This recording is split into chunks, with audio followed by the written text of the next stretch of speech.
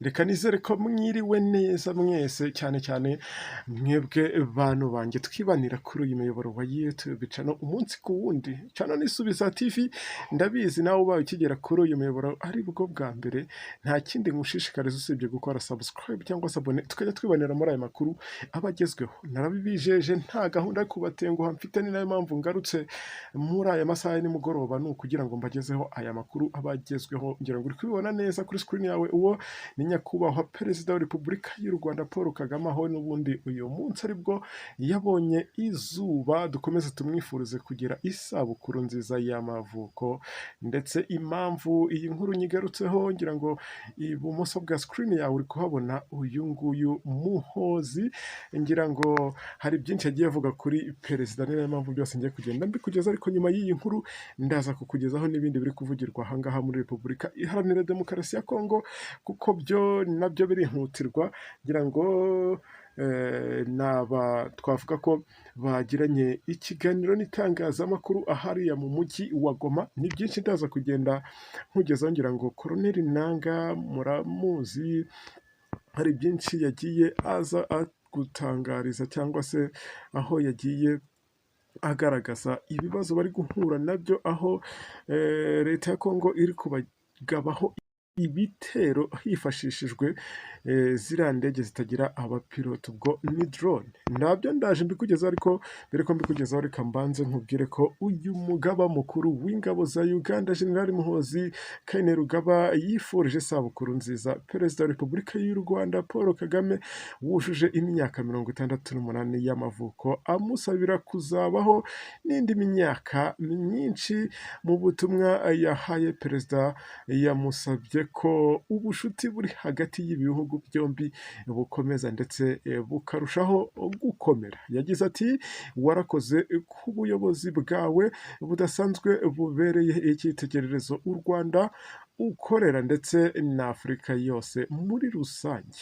Imibanire, ubushuti n'ubufatanye biri hagati y'ibihugu byacu bikomeze birambe kandi birusheho gukomera. Ubwo burumva, ubu ni ubutumwa uyu Kainerugaba yaje guha uyu nguyu perezida Paul Kagame. Nanjye nkomeza kunga muri ati komeza urambire kubona ibyiza kandi ukomeze ubane n'abanyarwanda cyangwa se n'igihugu waje gukura mu icuraburindi ukaba ukigejeje ahangaha. Natwe ubwacu turi kubona tukumva twishimye, ubwo navuga ngo Imana ikomeze ibimufashemo. Ubwo twase tunyarukira ahangaha mu mujyi wa Goma, ubwo birumvikana ko ari muri Repubulika Iharanira Demokarasi ya Kongo. Uti iki bimeze biteho, cyane ko aya makuru yo ibingibi ngiye kugenda nkubwira nabyo ari iby'aka kanya. Ubwo bivuze ngo n'ubundi abangaba bombi bari imbere y'itangazamakuru hariya muri hoteli imwe n'ubundi mwese musanzwe muzi, iri hariya muri uriya mujyi wa Goma, usanzwe n'ubundi ukontororwa cyangwa se uri mu biganza bya M23 kuva muri Mutarama. Uti bimeze bite, cyane ko hamaze iminsi humvikana inkuru zigiye zitandukanye ku mbuga nkoranyambaga zivuga ko uyu nguyu Nanga yaba yarahitanwe na bimwe mu bitero bimaze iminsi bibagabwaho, aho n'ubundi twagiye tubona ko ngo drone cyangwa se indege z'intambara zitagira abapilote. Ubwo birumvikana ni drone, aho zamaze iminsi zicaracara ahantu henshi. Uyu mutwe wa M23 wari ufite ibirindiro ukagenda ubagabaho ibitero, aho bamwe bagiye bavuga ko uyu nguyu Nanga byanze bikunze yahitanwe n'ibi bitero. Yaje gutungurana rero agaragara imbere y'ibitangazamakuru, ka byose nyine bikugezaho ugenda usobanukirwa nabyo uko biba bimeze. Ubuyobozi bw'ihuriro rya AFC/M23 riyobowe cyangwa se reka mvuge ko riyoboye igice kinini cya Kivu y'Amajyaruguru na Kivu y'Amajyepfo, Koloneli Nanga yagaragaye mu ruhame nyuma y'amakuru yakwiye ku mbuga nkoranyambaga ko avuga ko yapfuye.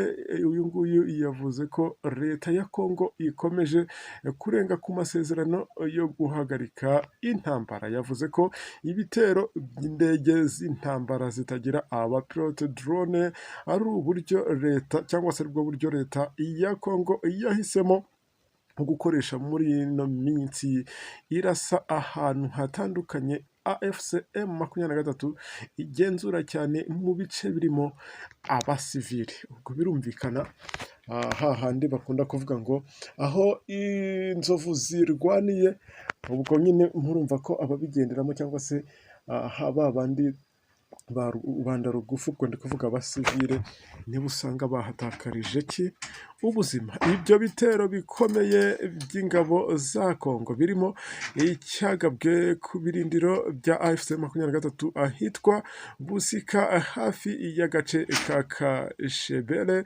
muri Warikare. Urumva ko nk'uko iyi nkuru tuyikesha uru rubuga rwandikira hano hakurya muri Repubulika Iharanira Demokarasi ya Kongo, ruvuga ko icyo gitero cyaba cyaraguyemo abantu ndetse cyanangirikiyemo ibikoresho bitandukanye. Colonel Nanga yabwiye abanyamakuru hano i Goma ko AFC 23 itazakomeza kurebera ibyo bitero benshi binahitana abasivile cyangwa se kenshi binahitana abasivile. Yakomeje agira ati niba Kinshasa ikomeje guhungabanya ibiganiro, turakomeza urugendo rwacu twerekeza i Kinshasa, ntihazagire umuntu uza kutubwira ngo duhagarare.